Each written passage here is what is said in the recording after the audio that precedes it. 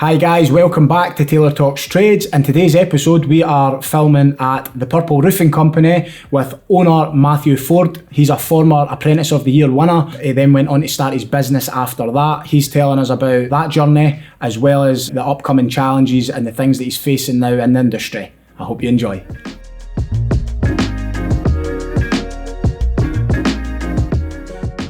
Hi Matt, how you doing? I'm good, mate. How are you? I'm good. Welcome to Taylor Talks Trades. Thanks for having me. And I'll start where I always start. How did you get into the trade? So I think that a lot of people talk about being dropped into the industry. Yep. I started doing bits with my dad, who I always say was a roofer. He still is a roofer. Yep. But he had his own company, so I grew up with it. And you know, as being a young lad, it were always kind of Saturday work and can I get involved? And from leaving school, I kind of decided that it were always implemented at going to university, academic-wise. Yep. So I did a year at sixth form and decided I didn't like it, and probably in my heart decided that I wanted to be an electrician. Right. Decided that is that good enough because of the way that I'd been pushed at school. Yeah. So I took an electrical engineering path at college, and I went through that probably knowing it in where I really wanted to be. Because I was doing 3 days there and then down to 2 days, I was doing part-time with my dad and picked it up, labouring, and you know, you become a bit of a roofer's mate, so you know different tasks. And through that then I decided I did a HND in electrical engineering. I took it that far. Right, okay. And at the end of that, it was like, what do I do now? That was 3 years of my life, and I were at a skill where I could do roofing. I knew what I was doing, but I had no qualifications. And you know, sometimes it happens like that, especially around here, that you have roofers that haven't got anything formal. Yeah. And a job opportunity came at a social housing group in the area, and I decided to go there in the view to maybe they'll do vocational training to become an electrician. Yeah, and I'd done some night school in that at that point as well, because as you get older you realise that, you know, the path you've taken maybe isn't the one that you wanted. You have different views as you start growing up from your teens. So I started there, and I decided while I was there, well, I'll actually do my training within roofing. So I applied for vocational training to go do my qualifications, my level 2, which I did while I was there, and then went on and did my level 3. Good. When I was there and spent some really good years at college, met some great people, networked. I found out about a whole different world that I didn't really know were out there. So did you do that within your dad's company then? Was that like, how did the roofing bit?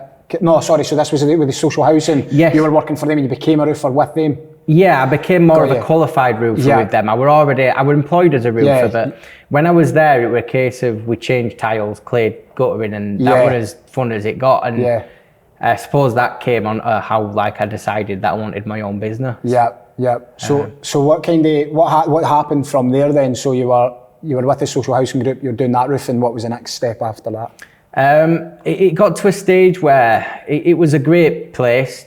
They treat you well, and it was just the type of work that they did with the repairs and maintenance. It was changing a couple of tiles here and there, and gutter cleaning. No overly challenging or that. And from working for my dad doing re-roofs and being on them bigger jobs, I had a bit more drive about me. And it got to a stage when COVID happened, the big COVID. I sat there and decided I could do a bit more with this. My dad was retiring, and kind of just he said some words to me as, don't be a wishing man. And I had these views and ideas that I thought that, you know, I can do this a little bit better than anybody. Or, you know, I've got these ideas that are a bit different. Especially with stuff that we've brought into the 21st century, like systems and stuff. So I had to sit down and thought, could I do this? And decided that let's give it a go. COVID was an ideal opportunity to work at home on marketing, how the business is going to run, setting the systems up. And the decision from there was to go for it. And we're 2 years down the line now. And I know that you won the Apprentice of the Year, BMI Redland Apprentice of the Year. What stage did that come? Was that before you sort of started the business, or was that? Yeah, did that play a part in it? That was in 2019, I believe, because COVID was 2020, and when I was at college, and it was one of the factors that made me believe. We spent some time there, you've seen it yourself, and it opened, especially my eyes, to especially like I said, what's out there, the networking and the people that are involved within the trade. Yeah. And it just kind of made me believe that, you know, there is a proper career for me here. And when you're within roofing, you don't realise like the magnitude of like as a trade, it is pretty well respected now. And being there and just competing in it made me realise, you know, these people are putting this competition on and believing in us young lads. You stay in a swanky hotel. There's the meal. You get all dressed up, and it's like, wow, these people. A good event. And then winning it, I suppose, kind of, I had some thinking time then after that with COVID again, and it was kind of thinking, you know, I've got to kind of use this. I've been at this competition. I was lucky enough to win. I've got myself a bit of a platform here, so I need to use this to advance myself. And what kind of stood you apart in the competition? What do you think it was? Was it the fact that you sort of, I know that they do the business plan sort of thing, like at that point, did you have like an idea of the business plan, or did that just make you start to think about business plans? Like, because it's quite interesting that you did then go and start a business, you know, and the competition's kind of built around that. It's maybe changed a wee bit slightly now, but it must have been like, they obviously were right in seeing like you won it, because then what you've went on to do, like what kind of set you apart? I suppose when I went there as well, I was in my mid-ish 20s, so you know, I already had a little bit of experience about what to do, and I had presentation skills from working at the social housing company. I was going to clients' houses, tenants' houses, and explaining to them what were wrong. So I already kind of had them presentation skills. That's great. And that's what it's all set around, delivering your knowledge and walking them judges through what you do. So I feel like that were a massive boost to me. But being there and the people that were there definitely give me the push. And that gave you a kind of hunger for more, like gone more into the roofing industry basically, and coming away from the social housing. What was the steps then? Like, how did you go from, did you just leave the social housing and sort of go and start the company, or was that like was there a process there? Or it was a bit of a transition, obviously. I did a lot of the planning while I was there. Was there any bit like where you were just like, oh no, like what, like, let's kind of, it starts as a great idea, and then like, what was the sort of, there is obviously. When did it get real? Is probably what I'm saying. Like, where you go, right, I've actually got my own business now. So I guess you start. I've gone from being employed to turning up to work, and just, you know, you get a wage and you do your thing, and you don't worry about where that work's coming from.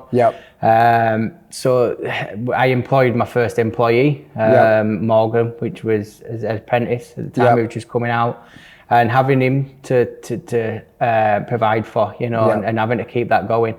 And it's a pass or fail kind of thing, isn't it? That, you know, when you set up, it's got to work now. Because it's a good accountability and responsibility though. When you start having like members of the team, it's like you're then getting, this isn't just about you anymore, because it's like, as a roofer, if you're pretty well skilled and you're good at that job, like you can go out and do a roof and you'll make a wage every week. It's impossible not to if you're good enough. But I think when you start getting other people, it's like, no, it's about, oh, can I actually cover 2 wages, 3 wages or whatever? So that started to kind of settle in and become real.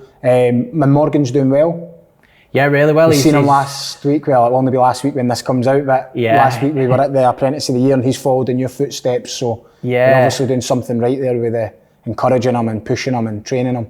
And he did say, because he was sat at my table actually, and I said, what's Matt like as a boss? Because I always like to see like a bit of say when you're not there. And he said he likes everything to be spot on. It's got to be right. The quality's got to be right, and he trains us right. And I said, well, you can't ask for a better a recommendation than that. So like I thought that was quite good, and you've obviously instilled them good values in him.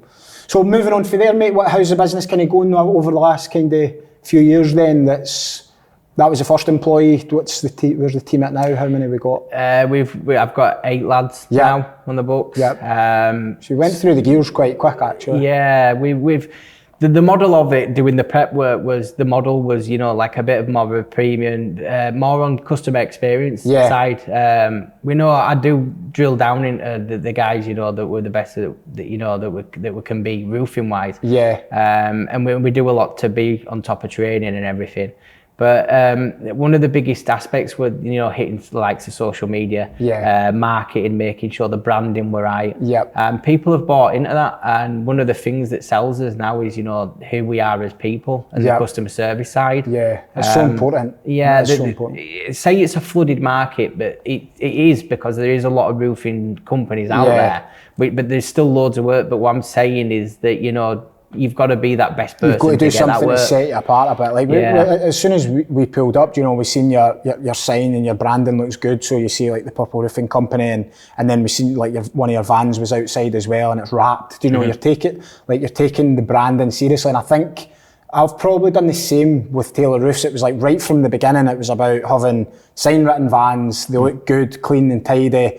The guys all wear like the similar kind of matching uniforms, and that is a way to set you apart very easily, because if somebody is comparing for quotes or whatever, and, you know, a white van turns up and it's not got any sign writing, it's like, sometimes it just says, well, how much does that person then care about their image, and how are they going to then, like, what job are they going to leave on your roof, and what kind of customer service they're going to give? But like you said, when you get the branding right, and you get like sort of the people right, and focus on that customer care, then it's quite easy to set yourself apart in that kind of space. So what kind of other things did you come up against? Because you're learning everything, marketing, sales, like employing people. Was there any other kind of big challenges in there? Or?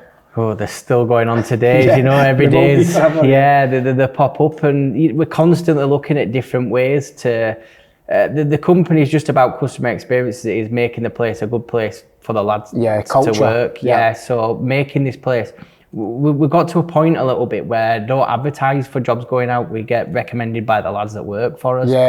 Just like, you know, have a look at this place. You know, it's good to work at, and we instill that philosophy to all the guys, you know, to say that any training you want, you'll be treated well, uniform, PPE. The vans, you know, like you say, with the branding, but they're also decent vans. So, you know, we go the spec up, you know, to make sure that the guys are comfortable and get the better work.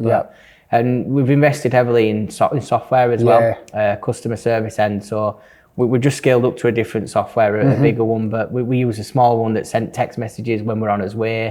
But it keeps all the guys informed that they've got pictures from the roof survey before they've even been. That's good. There's all sorts of different stuff that software, we've still got lots to find in that, and we're continuously day on day learning, and it never will be a finished article. It's a constant work in progress, like in every single area. That's probably like, I'm sort of just almost 11 years down the track now, and it's like we're always learning. And when it comes to systems and processes and culture, it constantly evolves, and the more you grow, the probably more difficult it gets, because you sort of lose that sort of close-knit team mentality, and then you've got to find out how to do that on a wider scale. And I think the things that you're mentioning, like just the smaller wee benefits of making sure they've got a nice uniform, it's like, it's probably expected, to be honest, but it's not everybody that does it.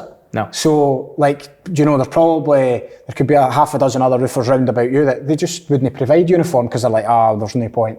And it's like, that makes a difference to the customer, because they know, them guys are all branded, it's not just whoever turning up. But the guys also know, like, they're part of something, like that's, you know, if it was a football team and you've got the set strip or whatever, it's like they're actually part of something. It builds that wee bit of community.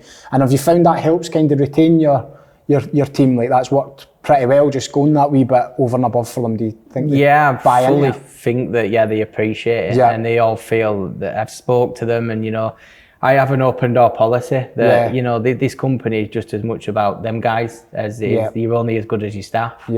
And that they all, you know, give them all the opportunity to train and everything like that, and they're all pretty open, and them recommended the friends to be here shows that I feel like they're buying into that's the biggest kind of recommendation you could want. I think there's like I don't know if you've ever seen the questionnaire, but it's like the Gallup 12 questionnaire, and it's basically like 12 questions built around if like staff are engaged, or if like you know, the employees are engaged. And I think it really finishes with almost saying like, would you recommend somebody else to work here? And it's like, you know, if they're saying yes, then there's something definitely going right. And what about the training side of things then? Because I know that you put a lot of effort into that. Like what is it you're doing? Like this place, I see the rigs set up and stuff. Like, what's kind of happening there? So from my background, when I talk about, you know, the opportunities that were given at Leeds College and BMI, I also went to some other awards like the RCI Awards and Federation Master Builders. And then that's all built a philosophy in me that training's a big part of what we do. And like I spoke about, actual qualified roofers being the best of the art. The regulations are changing all the time, British standards and stuff like that. And many people you talk to sometimes don't know that. It don't mean that they're a bad roofer, but it just means that, you know, we've got to keep on top of them things. So I've invested in, we've took on this unit space and making it, as an office and storage facility, but also we've taken a bit extra on as part of a training sector. Not just for the guys, so we have some rain days that come in, practice the lead welding. A couple of them will be going on to a course that we're hosting in October. Brilliant. But we're also hosting with help from the Yorkshire Roof Training Group and the NFRC Charitable Trust. We've created this rig and some of the rigs that you see maybe behind me with the smaller projects, and opening an Explore Roofing Day in August, where we'll be inviting kids between 8 and 16 that'll be at that age where they're looking at maybe what they're doing after school. And just having them come here and having a look at what roofing's about and the different, and not just maybe being on the tools, there might be other aspects where they'll think this is interesting. And maybe there could be a contracts manager or a QS, but it's something heavily instilled to me now with the opportunities I've been given with BMI and Leeds and everything like that, to give a little bit back, and it's something I enjoy as well. So a lot of this I've created in my time with the help from the people that I've just mentioned. But hopefully, this will turn into a centre that's recognised around this area. It's something that's missing. I think there's such a need for it. Do you know, like the colleges are doing a great job and as best as they can, but I just think it's like the skill shortage is very real, and it's sort of like we're all, as probably employers, got a sort of duty almost to make this stuff happen, and it's like the more people that can do it and get behind it, like every little helps. Like, do you know, and even whether that's like a quick win where you're maybe getting your own guys in and upskilling them, and then the customer's getting a better quality job, or those guys can take on more responsibility and then train other guys. Like, there's that side of it, which is the quicker wins, but there's also, like you said, the 8 to 16 year olds, that's the longer term. So it's nice to see that you're actually building a legacy from the start. Like, you've only been going them a couple of years, but you're actually already trying to put things in place that'll be the fundamentals as you go along. Like, it's pretty, take my hat off to you. A little bit like I mentioned in the intro of where I came from, when I was saying that becoming a roofer, did I feel like it were maybe a little bit, you know, below me? But, you know, but in this trade, you know, you've got to have something about you as well, and it's not a trade to be disrespected, you know, and that's kind of how I felt. So I'm wanting to now give back that, you know, if you came into roofing, it's not this dirty, horrible job that, you know, it has an aspect of it, you know, it's not clean, but it is, you know, with the events that we've been to, it's recognised as a good career, and, you know, it's got good pay in it, and it's not always about going down that academic route. You know, these options are there. No, it's definitely good. I think it provides such an easier way of learning. Like, we were having a conversation on one of the earlier podcasts this morning, and that's basically what the guy was saying, was that education has almost been the same for the last 200 years or whatever, and it's like 30 people sat in a classroom and sort of a big percentage of them bored by what the teacher is saying, because that's not how they learn.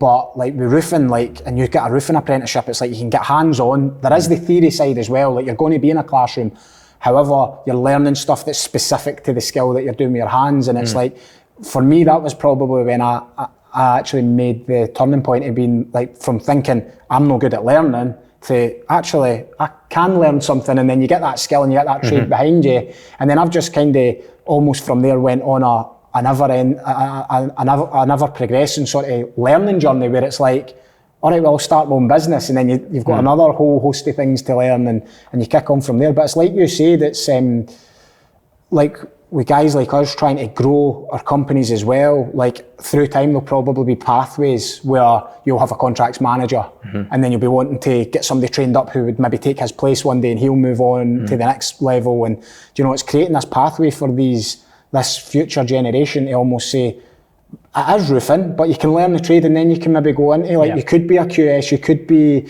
a contracts supervisor, contracts manager, you might even get into the estimating side. Like, there's just such a variance of things that they could do, but I'll be interested to follow how things go, like getting the I'm even inspired by coming in here and seeing it. Like, it's and we're doing our bits and bobs. We've got a roofing rig and things like that in our place at the moment, but we are needing to move premises. We need more space, and like there's probably like more and more people emerging through now that are actually trying to do it. So that's like really promising. And I think like the big part of getting you on the podcast is to let people see and hear about it, because you're probably not getting enough credit for it, to be honest. What's the kind of what's the next steps for you then? What's your sort of well, it's a constant ever-growing list. But just that growth to get yourself with, that the managers and that, maybe taking a little bit, like you say, creating a business. Wear all the hats at the minute. You're an accountant, you're an admin assistant, you're all them things. And just the more that we can grow, the more that I can take my bits into, focus on different bits.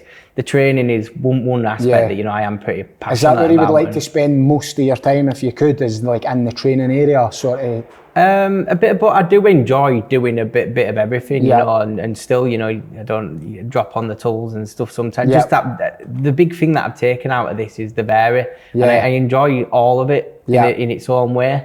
But just continuing to grow and, making it, the whole prospect for me is to get the training side and, like I say, become that employer that people want to work for. And that business that people want to use for the roofs, to become a reputable name in the field that we're in. And that for me would be a success if I get to that stage. Yeah, that's brilliant. And sort of, and you're part of like the NFRC as well. And is there any other accreditations, or is that the main kind of one? We've gone on for the contracts that we apply for. We've had to do various different things, so we've got the NFRC, the Competent Person Scheme, Construction Line Gold, CHAS Advanced, Trustmark, I don't know if there's but all these kind of things that you've got to, and I've been quite involved with applying for them. And the more stringent things are, I feel like it is better, because the industry has got to get to a standard of, there's got to be regulated, and for us that are putting so much time and effort into, being these reputable businesses in that, without being discriminatory but we need to get this roofing as in particular to be not that rogue trade, and to really regulate it. And being a part of these things there's many good stuff going on about there, like the competition, and there's all sorts of other bits that we can be a part of to try change it a bit. It's I think I was quite intrigued by the was it a document that you set up to try and educate the sort of clients of like what that stuff meant, like how have you kind of found that? So explain that to me a wee bit. What was it you put together? We created a bit of a checklist to give to the more domestic clients, because we're trying to sell ourselves as this company that, we're putting the extra mile in, and we're providing much more of a service than just putting the roof on. And I actively encourage different quotations, the old rule of thumb, using 3 quotations, and I say that's absolutely fine, as long as they get given the same value as we are. One of the things that we can stand there and tell people how good we are as a company and as a person, but bar from hard selling, we leave them a document that says to them a checklist. So on about factors such as BS 5534, insurance back warranties, building notices, and to just say that people spend time and effort reviewing what kitchen and bathroom they're putting in, and because we live and breathe roofing, it's just telling them that these are the things that you should be looking out for, and if you are getting other quotes, just make sure that you're getting these points. And it's got to be like for like. And if they are providing the same and they're a better value, fair enough. But the thing that just gets you a little bit sometimes is that you're doing all these extra things and putting the time and effort in, and it's not for us. It's at the end of the day, the goal is to provide the client with a really peace good of mind, the good service and the quality, and just showing them that that's the extras that they're getting for what you're providing. And it's all a part of, again, with the training, but educating the customer as much as, you know, just about what you're doing. That's brilliant. I totally get what you're saying, and I think a lot of it just comes down to lack of education for clients. And I think, like, some people, like some trades guys, like, we're maybe scared to kind of be like, look, here's all the stuff that we're doing, because like you said, you're not wanting to maybe be that hard sell, you're not wanting to sort of almost ram it down a customer's throat, but you kind of want them to, if they're going to get 3-4 quotes or whatever, it's like, try and compare like for like against other companies. You know, it's never like for like if it's sort of a one-man guy, kind of self-employed roofer, and then like you, the Purple Roofing Company, it's like, well, this is actually a brand. There's systems and processes, like you said, with your software in the back end. There's accreditations. There's so many bits going on there. Do you know, the nice vans, the sign, right? Like, the list goes on. You're putting training and time into the guys. Like, that's a massive list. So it's like, in order for the client to make an informed decision, like, they need to know about that. And it's just trying to get them to know more. So that's a great idea with the checklist. I quite like that. I think it shows that you actually care about the customer as well, because you're not saying, didn't get other quotes, you're saying get other quotes, but is it like for like, are they maybe putting in the, like, if you actually had a written quotation, does it actually say the steps that's going to be done? And you know, like, is it to the British standards that we're working to? Like, all these things, like, it just makes the customer do one bit more like due diligence, if you like, to sort of do that. No, that's amazing. And if any customers or anybody in the industry wants to kind of reach out to you, what's the best way to get in touch with you and things like that? We're very active on as online presence, which is where we kind of built the business off. But LinkedIn for like as bigger projects and stuff like that, we can get in touch. But Vera's website, purpleroofing.com, we have all the information on there. Mate. And his socials. Amazing, mate. Well, thanks for that. Thanks for sharing your journey. Good man.